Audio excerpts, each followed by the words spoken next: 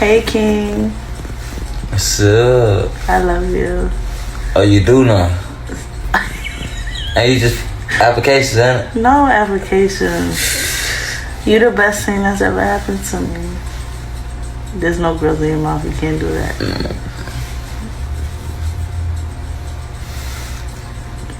Your teeth is white though. It is? No. I said I love you. I love you too, baby. No, I take it back because you took too long. You're not being very nice to me today. I was street. You was no. You know what? Hey, Tristan. Tristan. Hi, Mommy. What's up, Tristan? Hi, Mommy. Also new tonight, Columbia police have arrested and charged a 29-year-old woman in connection with the death of a missing person. This is Taylor Wardlaw. She is charged with murder and possession of a firearm during a violent crime. Wardlaw is accused of fatally shooting 26-year-old Terrell Sims multiple times. CPD investigators found his body near a creek off of Monticello Road yesterday afternoon. On December 22nd, Wardlaw reported Sims as missing from his home. Wardlaw is currently being held at the Alvin S. Glenn Detention Center. Right now, we do not know the connection between the two. On a chilly December morning in Columbia, South Carolina, on December 22, 2021, a group of compassionate residents gathered in a community park, united by a shared mission to find a missing man. Clutching missing person flyers, they posted urgent messages on social media and mapped out search routes through nearby neighborhoods, determined to uncover any clues. At the heart of this effort stood Taylor Wardlaw, her face marked with visible anguish as she implored the crowd for help in locating her boyfriend and the father of her child, 26-year-old Terrell Sims. "If anyone has seen him or knows anything, please speak up," she pleaded, her voice trembling with emotion. His 4 children desperately need their father back home. This heartfelt appeal, steeped in the raw pain of loss, tugged at the community's heartstrings, making the case a focal point of local news and a rallying cry for action. Wardlaw's public campaign was relentless. She granted interviews to local media, organized multiple search parties, and maintained a visible presence as the grieving partner desperate to reunite with Sims. Her story painted a picture of a devoted girlfriend thrust into a nightmare, galvanizing volunteers and capturing public sympathy. Yet beneath this carefully crafted facade lay a chilling truth that Wardlaw concealed from the volunteers, the media, and even those closest to the case. Terrell Sims was not missing. He was dead, and Wardlaw herself was responsible for his death. 2 days before she reported him missing on December 20th, 2021, Wardlaw fatally shot Sims multiple times during a volatile argument in their shared home. Instead of seeking help or confessing, she embarked on a calculated deception, enlisting her new boyfriend, Eddie Brown, to help dispose of Sims's body near a secluded creek and erase evidence from their residence. This elaborate cover-up kept the truth buried for nearly 2 weeks, a shocking betrayal that would unravel in a gripping homicide investigation. On January 3, 2022, authorities discovered Terrell Sims's body, a discovery that shattered the missing person narrative and exposed Wardlaw's duplicity. The body was found exactly where evidence directed investigators after they began to question her account. Nearby, a discarded ankle monitor, worn by Sims due to a prior legal issue, served as a critical clue, enabling police to piece together the timeline of his death. Terrell Sims was remembered by loved ones as a dedicated father, striving to provide for his 4 children while navigating the challenges of co-parenting amid a tumultuous relationship. At just 26, he juggled work and fatherhood, determined to overcome past mistakes and secure a brighter future for his family. His death transformed a missing person mystery into a true crime saga, with suspicion swiftly turning to Wardlaw, whose public persona as a concerned partner clashed starkly with the sinister reality uncovered by investigators. Wardlaw's outward image was one of devotion, tirelessly leading efforts to find Sims. However, the investigation revealed a history of jealousy, control, and domestic violence that painted a far darker portrait. Text messages, witness accounts, and forensic evidence exposed her possessive tendencies. She obsessively monitored Sims's movements, demanded access to his phone, and frequently accused him of infidelity. Friends described a woman who could shift from nurturing partner to vindictive accuser in an instant, her behavior driven by suspicion. Most astonishing to those who had rallied behind her search efforts was the revelation that Wardlaw was already romantically involved with Eddie Brown, the man who helped her dispose of Sims's body, while she publicly mourned her missing boyfriend. This true crime case underscores how unchecked domestic violence can escalate to deadly outcomes, serving as a chilling example of deception and betrayal. Wardlaw's ability to maintain this public charade while concealing a murder was so convincing that even those close to the couple initially believed her distress was genuine. Her actions raise haunting questions. What drives someone to kill their partner and then orchestrate a community search to find them? This psychological enigma lies at the core of the case, revealing how individuals can compartmentalize heinous acts while projecting normalcy. In March 2024, over 2 years after Sims's death, Taylor Wardlaw faced justice in a Richland County courtroom, pleading guilty to voluntary manslaughter and finally admitting to the crime she had so meticulously hidden. Tonight in Richland County, where a murder trial ends before it ever begins. 31-year-old Taylor Wardlaw pled guilty to killing her boyfriend, 26-year-old Terrell Sims, in December of 2021. News 19's Cassidy Byer was in court today. She's joining us now with the details. I felt she should have got more. On what was supposed to be the first day of trial, 31-year-old Taylor Wardlaw changed her mind, and after being led into the courtroom in shackles, she pleaded guilty to killing her boyfriend, 26-year-old Terrell Sims. Rose Sims is his sister. I wish she would have got life, to tell you the truth, about what she did. The judge sentenced Wardlaw to 20 years in prison, but in Rose's eyes, it's not enough for what her family has been put through, or that Terrell's kids will grow up without a father. This true crime narrative, rife with domestic violence, deception, and forensic breakthroughs, offers a sobering look at the complexities of human behavior and the devastating consequences of unaddressed conflict. Before the murder that would define her infamy, Taylor Wardlaw's life was marked by behaviors that foreshadowed the tragedy to come. While detailed public records of her early years are limited, those who knew her in Columbia, South Carolina, provided consistent accounts of a woman with a dual nature. To some, she was charismatic and attentive, capable of winning over others with her warmth. To others, she was mistrustful and domineering, her actions shaped by deep-seated insecurities. She could change her demeanor depending on the audience, an acquaintance who knew both Wardlaw and Sims recalled. In public, she embodied the role of a caring girlfriend. In private, she was consumed by relentless questioning and accusations, a pattern that became a hallmark of her interactions. This duality was not a fleeting trait, but a defining characteristic that permeated her relationships. Wardlaw's ability to maintain a polished exterior while grappling with internal suspicions allowed her to manipulate perceptions effectively. Her romantic relationships followed a predictable cycle. An initial phase of charm and affection gave way to increasing possessiveness as she sought to exert control over her partners. This pattern, rooted in insecurity, set the stage for the destructive dynamics that would unfold with Terrell Sims, a relationship that began with promise but descended into a true crime nightmare. In 2018, Taylor Wardlaw and Terrell Sims embarked on a relationship that held the excitement of new love. Their early days were marked by the optimism typical of budding romance, but troubling undercurrents soon emerged.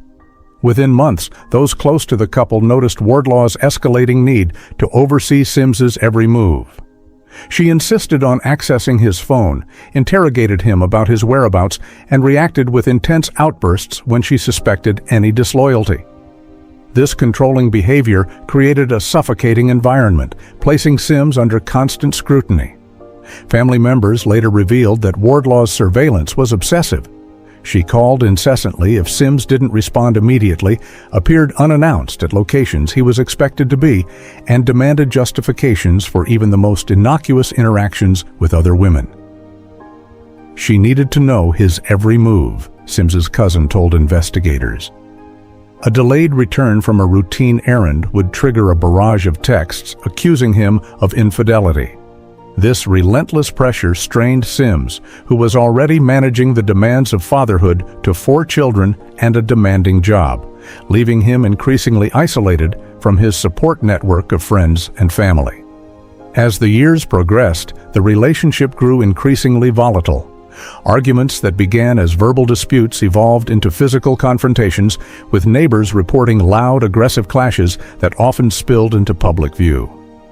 By 2020, the situation had reached a critical juncture. While 9 months pregnant, Wardlaw reported that Sims had threatened her life during a heated argument, leading to his arrest and the issuance of a no-contact order, a legal barrier intended to prevent further violence. Court records from this period highlight the conflicting narratives that defined their bond.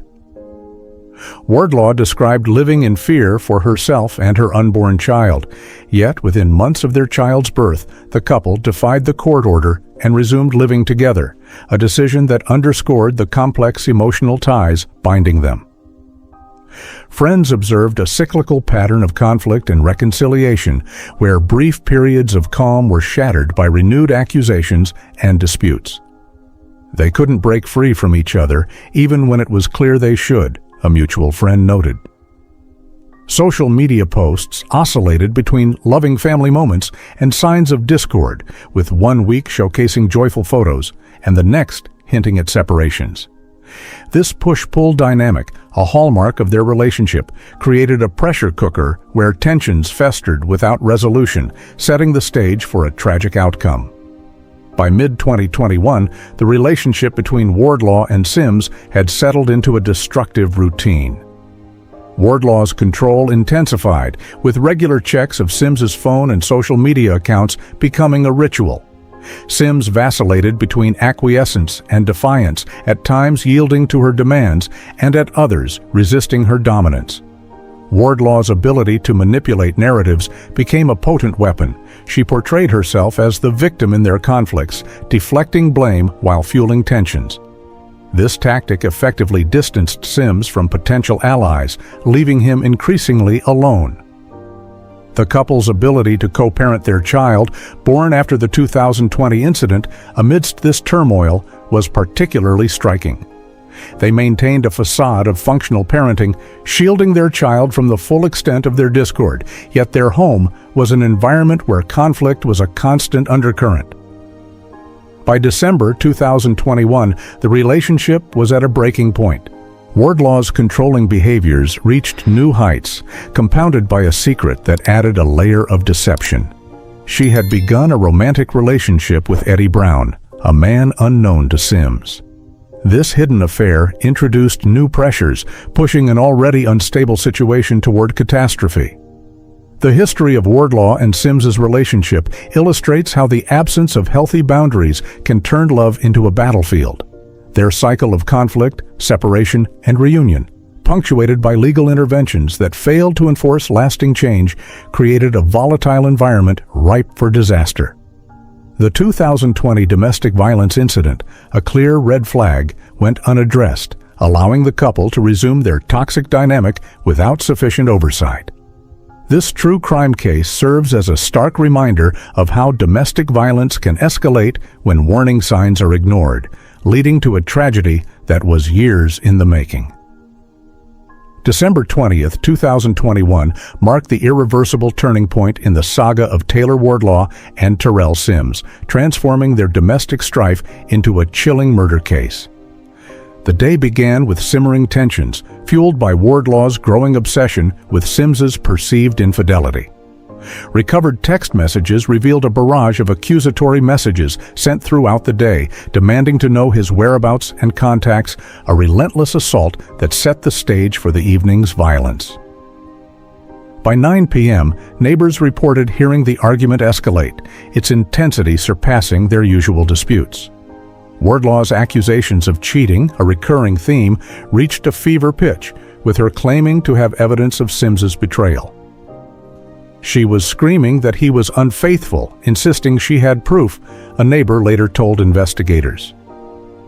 The confrontation grew physical, with forensic evidence later revealing overturned furniture, scattered debris, and shattered glass across the living room, signs of a violent struggle. At the height of the argument, Wardlaw retrieved a firearm, a decision that would prove fatal. Police reports confirmed multiple shots were fired, striking Sims several times. A critical detail emerged from forensic analysis.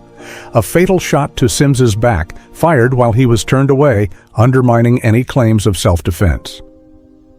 As the gunfire ceased, Sims lay dead in their home, and Wardlaw faced a pivotal choice. Rather than seeking help, she opted for deception, a decision that would define the case's complexity. Within minutes of the shooting, Wardlaw contacted Eddie Brown, not emergency services, revealing the depth of her secret relationship. Brown, her new boyfriend, arrived at the residence around 10:17 p.m., as captured by a neighbor's security camera. For over 2 hours, the pair engaged in a calculated effort to conceal the crime. They wrapped Sims's body and used a rental car, obtained by Brown earlier that day, to transport it to a creek outside Columbia. The choice of a rental car, later found to contain Sims's blood and a bullet hole in the hood, suggested either premeditation or remarkable composure under pressure. The creek location was strategically chosen, remote enough to delay discovery, yet accessible for quick disposal. Near the body, they discarded Sims's ankle monitor, a remnant of his prior legal troubles, unaware it would become a key piece of evidence. Phone location data mapped their movements, tracing their path from the home to the creek and back, contradicting Wardlaw's later claims. By the early hours of December 21st, Wardlaw and Brown had returned to the residence, spending hours scrubbing bloodstains and disposing of incriminating items, crafting a narrative for the missing person report Wardlaw would file the next day. This true crime case stands out for its calculated cover-up. Wardlaw's actions were not those of panic, but of deliberate intent, laying the groundwork for a deception that would captivate and horrify the community. The involvement of Eddie Brown, a secret partner, added a layer of motive, transforming a domestic homicide into a complex web of lies and betrayal. As dawn broke on December 21st, 2021, Taylor Wardlaw began executing the next phase of her plan, presenting herself as a distraught girlfriend searching for her missing partner. Eddie Brown's role deepened as he assisted in erasing evidence and refining the story Wardlaw would tell authorities. Police reports detail how Brown sourced cleaning supplies discreetly, avoiding a paper trail, and coached Wardlaw on her demeanor for the missing person report. Text messages between them revealed meticulous planning. "Make sure we're clear on the story," Brown wrote. "Say he stormed out after a fight. Don't mention anything else." On December 22nd, 2 days after the murder, Wardlaw entered the Columbia Police Department to file a missing person report, claiming Sims had left their home after an argument on December 20th and hadn't returned. She described his clothing, items later found to have been discarded with his body, and provided a list of friends she claimed might know his whereabouts, none of whom she had contacted. Her apparent cooperation, including sharing Sims's phone records and photos for flyers, lent credibility to her story, convincing police to initially treat the case as a standard missing person inquiry. Wardlaw's deception was amplified by her media presence. She gave interviews expressing anguish over Sims's disappearance, emphasizing his role as a father, which resonated deeply with the community.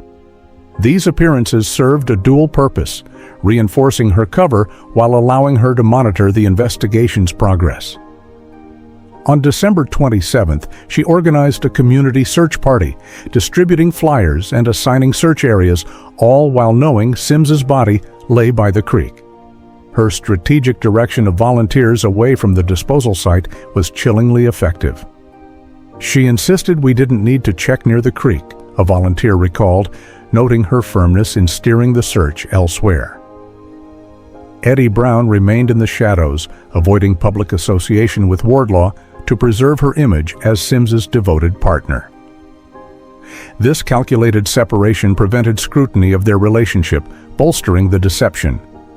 Wardlaw's ability to orchestrate this charade while concealing a murder highlights the psychological complexity of the case, a true crime story that blends domestic violence with cunning manipulation. The deception began to crumble on January 2, 2022, when an anonymous tip from a friend of Wardlaw's, disturbed by inconsistencies in her story, reached investigators. The tip, combined with phone records and witness statements, directed police to the creek area. On January 3rd, they found Sims's body, its location corroborated by cell phone data, placing Wardlaw and Brown there on December 20th. The discovery of Sims's ankle monitor nearby was pivotal, its data confirming activity until 9:47 p.m. that night, aligning with neighbor reports of gunshots. The find shifted the case to a homicide investigation, with Wardlaw as the prime suspect.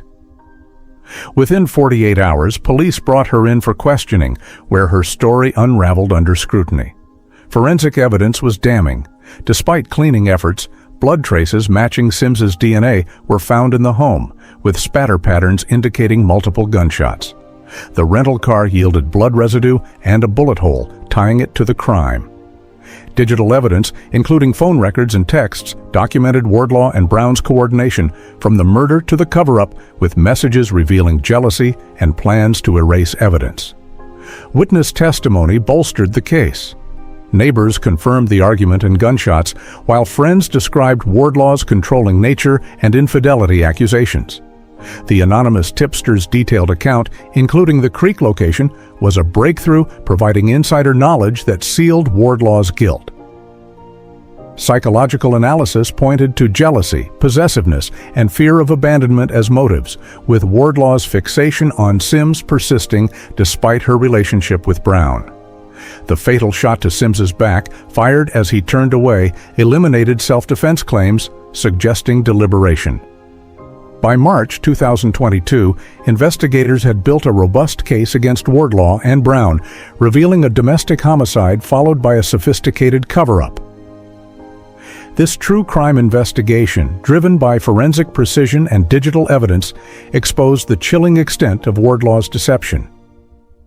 Legal reckoning and sentencing.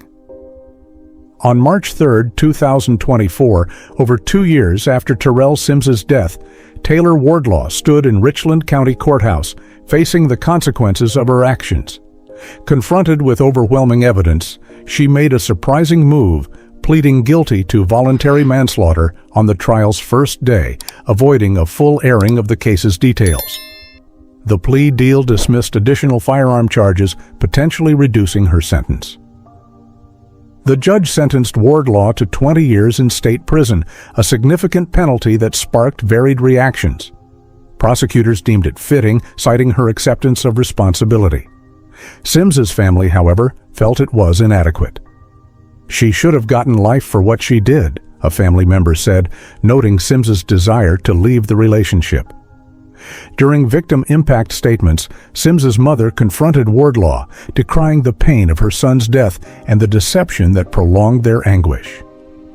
"You took my son from his kids and then acted like you were helping find him," she said, her words heavy with grief. Family members lamented the plea deal's dismissal of charges for evidence tampering and obstruction, believing the cover-up warranted further punishment.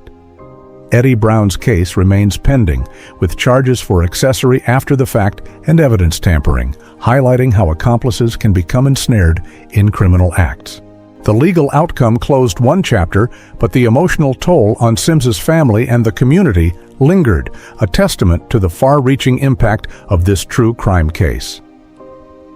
The Wardlaw Sims case is a stark example of missed opportunities to prevent lethal violence.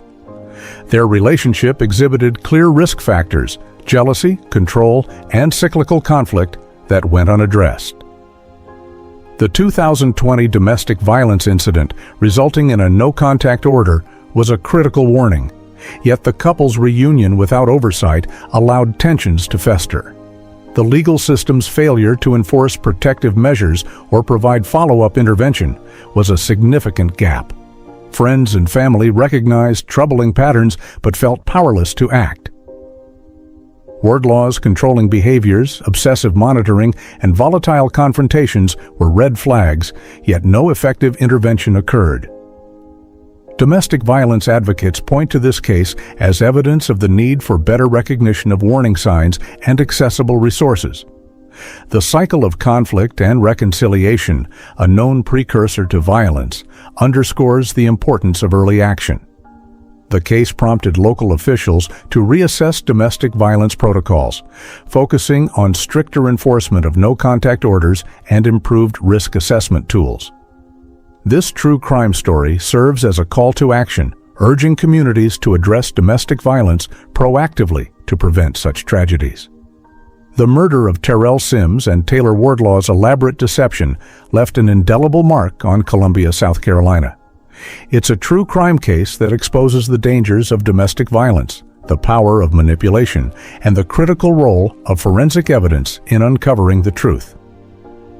Sims's death, Wardlaw's conviction, and the ongoing pursuit of justice for Brown's role highlight the complexities of human relationships and the devastating consequences of unchecked conflict.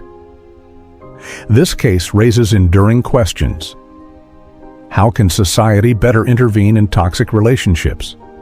What systems can prevent such outcomes? The story of Taylor Wardlaw and Terrell Sims is a cautionary tale, a reminder of the fragility of life and the urgent need for awareness and action in the face of domestic violence. Thank you for exploring this gripping true crime case with us, a story that underscores the devastating impact of domestic violence and the power of deception. If you found this analysis compelling, please like, comment, and subscribe to our channel. We deliver in-depth true crime stories daily, focusing on the human elements behind the headlines. Activate notifications to stay updated on new content as we continue to uncover cases that demand attention and understanding.